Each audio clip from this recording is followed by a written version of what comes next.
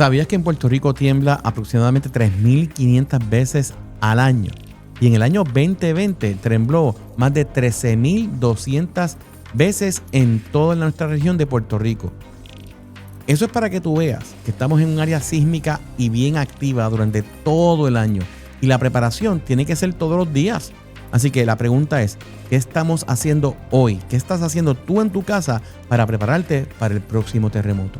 No sabemos cuándo, no sabemos cuán fuerte será, pero ¿sabes qué? Hay que estar preparado todo el tiempo.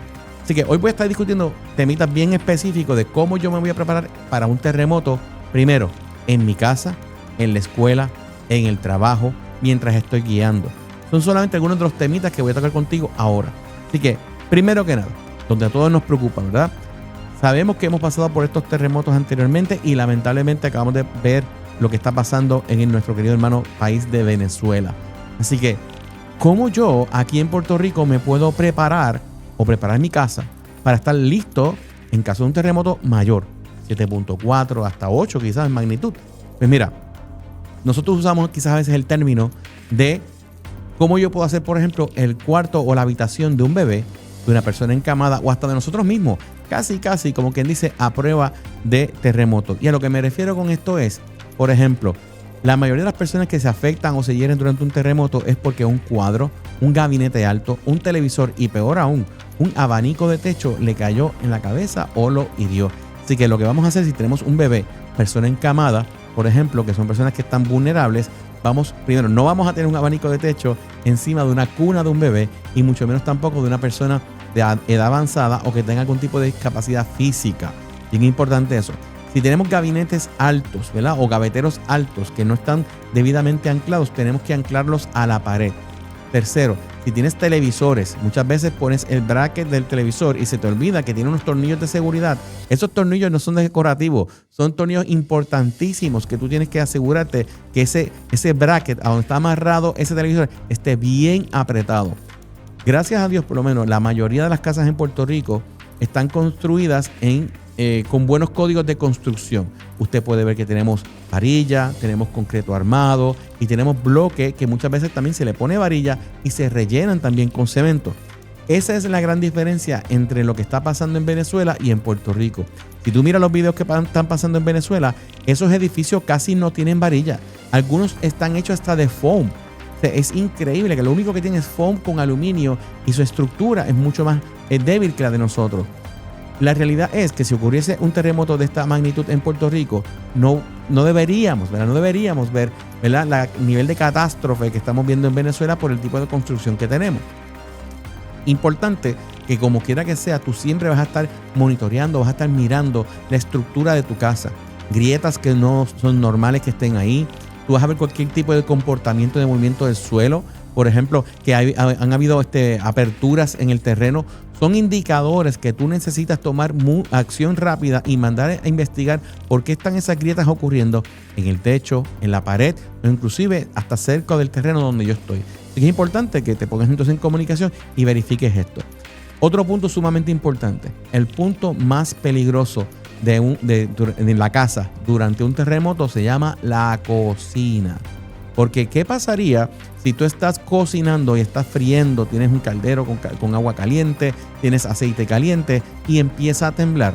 Automáticamente todo lo que está encima de la estufa va a caer al piso o te puede caer encima, a ocasionar un fuego y lo mínimo que te va a pasar quizás es una quemadura grave porque todo ese material, ¿verdad? Ese líquido te va a caer encima, mucho más a los perritos o a los niños que estén cerca de esa área. Así que en ese sentido es bien importante que siempre primero tengas un extintor de fuego en tu casa. Es bien importante. Y segundo, si ocurre terremoto mientras estás cocinando, tienes que salir de la cocina de inmediato. ¿Okay? Los terremotos que hemos experimentado en los últimos años en Puerto Rico son de magnitudes pequeñas, 5 puntos y pico, 6 puntos y pico, y se han mantenido dentro de ese rango. Sí, nos dan un susto, pero no son tan fuertes como los que vemos en Venezuela, donde realmente vemos que el suelo se mueve como si estuviésemos corriendo o caminando por encima de una alfombra que varias personas están moviendo. Así que no vas a poder salir corriendo de tu casa porque te vas a caer. Los pasos básicos son agáchate, cúbrete y sujétate. Eso es lo que está completamente probado. Y una vez pase el movimiento fuerte, entonces te mueves para tu para fuera de la casa y puedes hacer entonces el desalojo.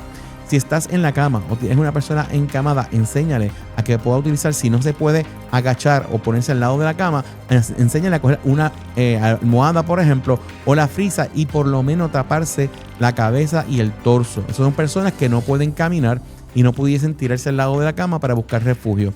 Igualmente es importante que tú estés bien preparado en tu casa, tengas tu mochila de emergencia lista, porque tú nunca sabes cuando tengas que abandonar tu casa y que tengas ahí tus medicamentos, tengas todo en un radio de comunicación, tengas ropa, tengas comida, tengas agua para que puedas subsistir. Mire, lamentablemente estamos siendo testigos de una catástrofe que está ocurriendo ahora mismo en Venezuela, que cada día está causando y está provocando más muertes. Cada día que pasa, lamentablemente mueren más personas. Nuestro trabajo es educarlos a ustedes para que ustedes estén cada día mejor preparados y por lo menos tratar de estar listos, que si cuando ocurra este tipo de incidentes nosotros podemos saber por lo menos lo que tenemos que hacer. Otro consejito importante es, tenemos que practicar qué hacemos en caso de un terremoto si estamos en casa. Enseñarle a nuestros niños que si ellos están en su cuarto y yo estoy en el mío y empieza a temblar, automáticamente el hermano mayor coge al hermano menor y se tiran los dos al lado de la cama para protegerse, y con la misma sábana, el mismo matre, cualquier cosa, ellos puedan protegerse hasta que mamá y papá puedan llegar a donde ellos y entonces puedan hacer también el desalojo. Son cositas bien importantes que tú tienes que tomar en consideración. También no queremos complicar la emergencia. Si ocurre un terremoto y usted, por ejemplo, tiene un sistema de gas, por ejemplo, sea para una planta o sea para una estufa de gas, usted tiene que asegurarse hoy que esos tanques de gas están debidamente amarrados con cadenas a la pared. Eso es bien importante. Recuerde, todo aquello, ¿verdad?, que pueda romperse por un movimiento en un terremoto se va a romper. Es bien probable que se rompan tubos de agua, tubería de gas, de estufa, se puede romper, y es bien importante que usted esté bien claro que eso ahora es el momento de usted asegurarlo. En algunos casos se pueden poner hasta unos tipos de fragmentos que son de goma para que si ocurre el terremoto entonces no haya ruptura, sino que haya una liberación de energía y se pueda entonces por lo menos mitigar, ¿verdad?, la posibilidad de riesgo de que ocurra un escape de gas en ese sentido. Si nos movemos, por ejemplo, al caso de qué pasaría si ocurre un terremoto en la escuela. Mire, cuando hablamos, el mejor ejemplo es el del 2020, ¿verdad? Porque gracias a Dios, ese terremoto que ocurrió para el área sur oeste de Puerto Rico ocurrió a las 4 o 5 de la mañana. Todos nosotros estábamos durmiendo. No ocurrió en horario escolar. Hágase la siguiente pregunta. Si ese mismo terremoto que ocurrió en Guánica, en esa zona, hubiese pasado a las 10 de la mañana, cuando usted y yo hubiésemos estado trabajando y su hijo estuviese solo en la escuela, ¿cómo usted hubiese reaccionado? Pues mire, ¿sabes qué? Ahí es donde nosotros tenemos que también trabajar con nuestros niños y enseñarles qué tienen que hacer en caso de un terremoto si están en la escuela y mamá y papá no están cerca. También es responsabilidad de la escuela hacer simulacros, tener su plan de emergencia al día y obviamente tener los equipos necesarios para que si ocurre un terremoto durante horario escolar, puedan los maestros, que deben de estar certificados y por lo menos adiestrados, ¿verdad?, para poder responder esa emergencia, porque mínimo un maestro va a tener 15 a 25 niños en un salón de clase. Así que como una sola persona va a poder manejar la histeria de 25 niños al mismo tiempo. Y eso se logra con la práctica, con la preparación. En el caso de la escuela Agripina Seda, pudimos ver y pudimos evidenciar, porque ISP estuvo allí para poderlo ver en vivo, fue cómo los pupitres salvaron vidas. Sí, el techo colapsó, ¿verdad?, sobre las paredes, pero en el espacio que había entre el techo y el piso, los pupitres quedaron intactos en la mayoría de las ocasiones. La foto que usted vio, que está totalmente colapsado, eso ocurrió horas y días después. Así que la evidencia indica que cuando ocurrió ese terremoto del 2020, los niños, si hubiesen estado dentro de la facilidad o dentro de la escuela, sí, ahí va a ser un colapso parcial, pero sí le hubiese dado tiempo, porque entre el primer ola, por decirlo, o el primer terremoto y los que continuaron ocurriendo durante esa madrugada, hubo un tiempo aproximado de unos 15 a 20 minutos. Así que tenemos que ir practicando entonces ese proceso de desalojo, cómo yo voy a desalojar, hacia dónde voy a desalojar a esos niños. Y eso también aplica también en el lugar de trabajo, en el negocio, en la empresa, edificios. Que usted ahora mismo, usted trabaja quizá en un edificio de 4, 5, 10, 15 pisos de altura, o usted vive en un condominio actualmente. y usted quizás padece de las rodillas, usted padece de algún tipo de condición médica que no le permite a usted caminar, la pregunta que entonces yo le hago, ¿usted ha hablado con sus compañeros de trabajo o con su empleador para decir, mira, yo no puedo bajar una escalera? Y usted y yo sabemos que si ocurre un fuego, si ocurre un terremoto, usted no puede utilizar los elevadores. ¿Cuál es el plan de emergencia que tiene su patrono? ¿Y cuál es el plan de emergencia que usted tiene, ¿verdad?, con sus compañeros o vecinos condómines para poder bajar 12 pisos si usted tiene una condición médica que no le permite bajar escalera? Son temas que son sumamente importantes que se tienen que discutir, y para eso aquí en ISP le ayudamos a hacer esos planes de emergencia y le damos las soluciones que usted necesita para realmente salvar vidas. Otra cosa que tenemos que tomar en consideración, ¿y si el terremoto ocurre mientras yo estoy conduciendo? Si yo vengo por el expreso de San Juan a Mayagüez o por Ponce, que están estos elevados bien gigantescos, ¿qué yo voy a hacer? ¿Qué herramientas o cosas yo tengo dentro de mi carro para yo poder subsistir o sobrevivir? Quizás ando bien vestido y ando en zapatos de vestir. Tengo yo unos tenis en el carro, una ropa deportiva para poder caminar. Porque si un puente colapsa y no hay paso, usted va a tener que caminar de alguna manera. Tengo agua, quizás algún tipo de comida no perecedera, un kit de primeros auxilios. Es sumamente esencial que usted tenga esto definitivamente en su carro. Obviamente, estamos hablando que yo tengo que estar preparado donde quiera que yo me mueva o donde yo vaya a estar mucho tiempo. Tengo que tener algún tipo de preparación. En el caso de la casa, yo voy a tener mi mochila familiar. En el caso de los niños, se le puede preparar un pequeño kit pequeño para niños que se mete dentro de la mochila del nene, que incluya agua, comida no perecedera, primeros auxilios, el pito, que es bien importante. Y paro aquí con lo del pito porque mucha gente pregunta, pero ¿por qué hace falta un pito, un silbato en la mochila de emergencia? Simple. Mire el caso de Venezuela. Mire el caso de Venezuela. Esas personas que quizás todavía puede ser, ¿verdad?, que estén atrapadas quizás 20, 30, 50 pies bajo tierra y quizás hay un área abierta donde todavía hay aire. Usted con el pecho comprimido o apretado, o los gases que puedan haber allá abajo, o el polvo que no le deja a usted gritar o hablar, usted sí quizás pueda soplar. Y la idea del pito es que los rescatistas te puedan escuchar. Ese perro que usted ve en Venezuela ahora mismo, esas personas que hagan silencio, queremos escuchar si hay alguien, y ellos están preguntando si hay alguien vivo. Ese pequeño pito es el que te puede salvar la vida, porque ese pito es el que le va a decir a los rescatistas y a las otras personas que están haciendo labores que tú sigues vivo y que estás ahí.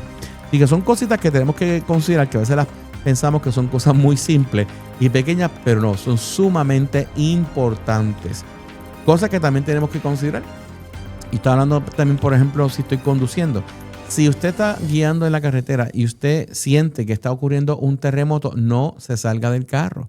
El lugar que usted más seguro está es dentro de su vehículo, porque tienes ventana, tienes techo, etc.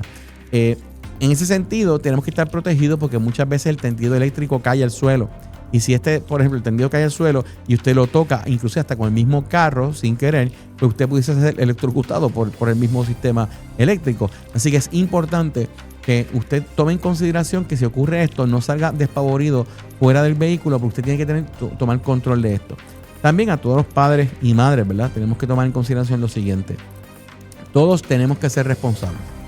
La realidad de Puerto Rico y del mundo, del 100% de todos los países, la proporción de rescatistas versus la población es de 1 por cada 5,000 básicamente. Para darle a usted un ejemplo, el municipio más pequeño de la Isla Grande, pues en este caso pudiese ser Cataño, tiene una población quizás de 20 y pico mil personas. Cualquier oficina de manejo de emergencia o rescatistas en un municipio pequeño no tiene más de activos en un turno, o sea, durante un turno activo, quizás 4, 5 o 6 rescatistas disponibles. Así que significa que en caso de que ocurra un terremoto durante horas laborables escolares, quizás activos en ese momento, rescatistas certificados, rescatistas profesionales en ese municipio, hayan 5 o 6 para atender una población de 20,000 o 30,000. Así que usted tiene que tomar en consideración que la preparación, el gobierno sí tiene su responsabilidad, pero la responsabilidad de preparación es de nosotros. Es del ciudadano, es de la comunidad, es de la escuela, es de la iglesia, es de la empresa. Porque la realidad es que el grupo de voluntarios o los comités de seguridad o las personas preparadas civiles que no trabajan para el gobierno y no son rescatistas profesionales, somos muchos más.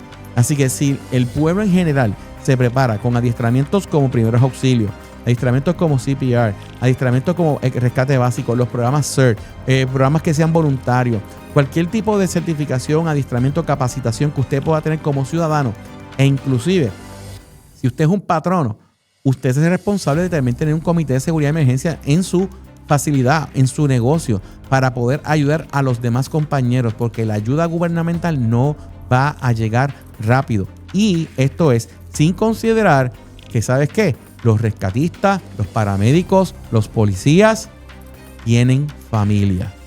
Ellos tienen familia, igual que usted y que yo, y que siempre van a responder primero a su familia y luego responderán a todos los demás. Eso se llama naturaleza humana. Así que es importante que tú vayas considerando, vayas hablando, vayas discutiendo estos temas. Si vives en cercano a la costa, ¿está tu casa en un área susceptible o de impacto a tsunami?